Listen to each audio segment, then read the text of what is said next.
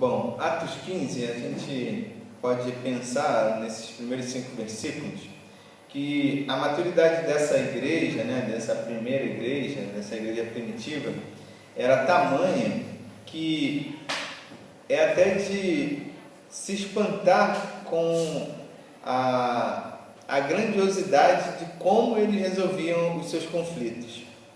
Por quê? Porque hoje em dia você vê as pessoas assim: ah não, essa igreja aqui bate palma, essa igreja não bate palma, aqui tem bateria, aqui não tem. E o que fazem geralmente? Vira as costas e mete o pé, como costumam dizer. Aqui a gente precisa prestar atenção quando o texto diz que, havendo um problema entre eles decidiram buscar conhecimento, não é isso que está escrito aí? Buscar mais conteúdo sobre o assunto e não virar as costas e sair caminhando. É interessante que a gente, quando entra em uma discussão, a gente não consegue entender o lado do outro, a gente não consegue entender o porquê que o outro pensa, principalmente quando o outro pensa diferente de nós. E eu queria que a gente estivesse aproveitando isso hoje para refletir no nosso viver e perceber quais foram os momentos que nós agimos como essa igreja, que em um determinado assunto ela não apenas expõe a visão dela e vira as costas, mas um momento de nossas vidas quando a gente procurou entender o outro. Essa caminhada que eles fazem até Jerusalém significava buscar não apenas um conhecimento secular, como muita gente hoje não sabe de algum assunto, vai o quê? Abre o Google, não é isso? Não, eles foram para Jerusalém, que significa, em outras palavras, para a igreja, para o templo do Senhor, para onde se encontravam pessoas com conhecimento que poderiam ajudar. E qual é o resultado disso? Que a Bíblia que fala aí nos últimos versículos: por onde eles iam, unidos, outras pessoas se convertiam. Porque até nessa busca eles iam pregando, e a gente pode dizer cantando, e como a palavra diz, semeando pelo caminho. Algumas sementes brotaram, outras não, mas o ponto, esse segundo ponto que a gente precisa frisar, é que a partir da união, a partir do desprendimento, do levantar do banco da igreja, da cadeira da igreja, e testemunhar do Evangelho de Deus, a igreja unida, as pessoas reconhecem o senhorio de Jesus e assim se tornam também mais um conosco no corpo de Cristo. Vamos até a nossa memória para pensar como foi, no caso, sábado, o último sábado, quando nós fizemos o evangelismo, a igreja unida e as pessoas se convertendo, a igreja unida e as pessoas testemunhando do poder de Deus. Eu não fui em muitas visitas, mas a visita que estava marcada para mim especificamente, o que marcou na minha cabeça foi que o casal que reside naquela casa disse que eles já estavam há muito tempo, esperando por isso, pensando como que eles fariam isso. E aí nós chegamos como uma resposta de Deus para aquela casa, para aquela família.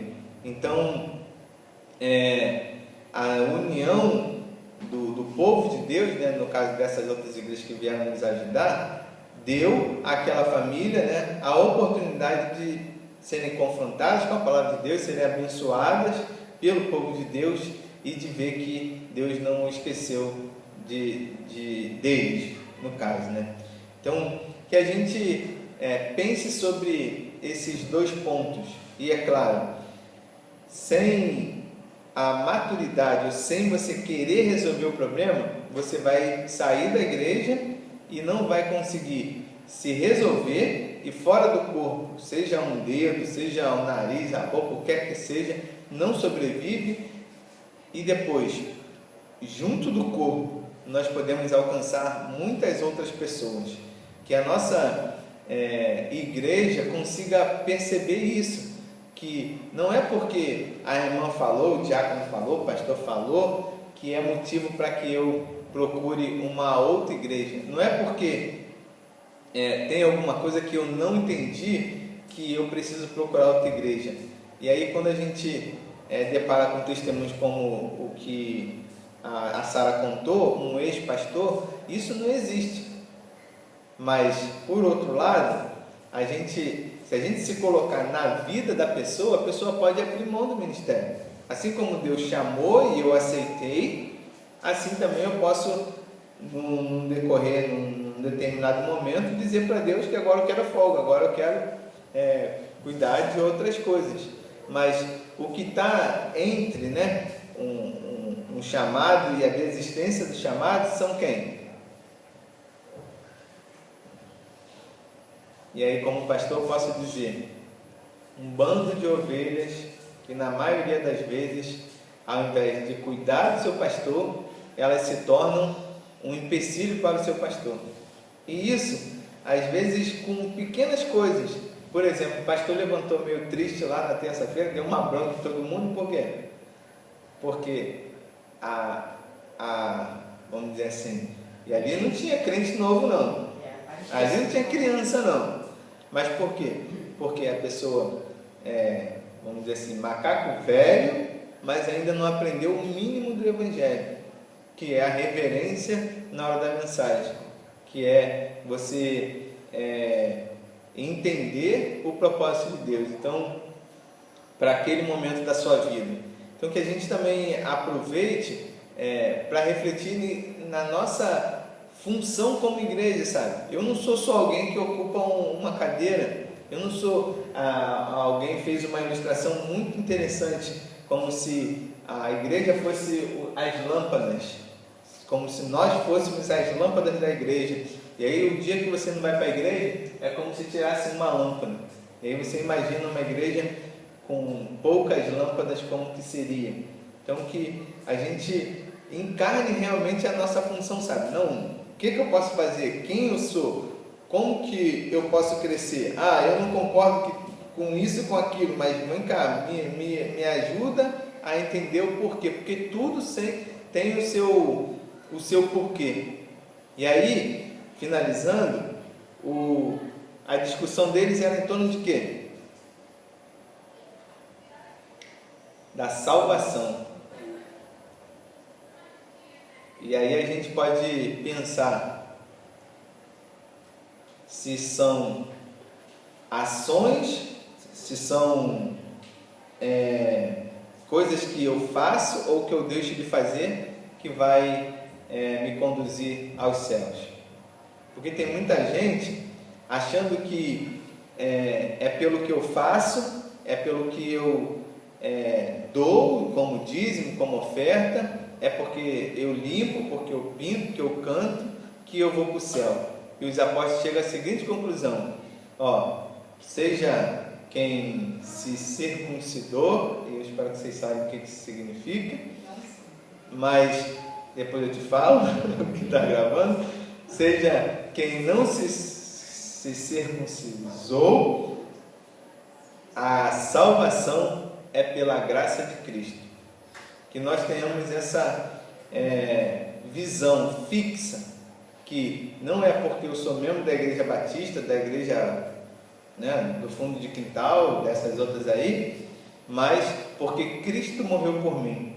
Não é porque eu faço ou deixo de fazer, porque Cristo morreu por mim. Porque, por outro lado, tem muitas pessoas também que vão para o inferno porque têm orgulho de ser da igreja tal, tem orgulho de ser do pastor tal. E tem muitos pastores, bispos do nosso tempo que vai levar um monte de gente para o inferno.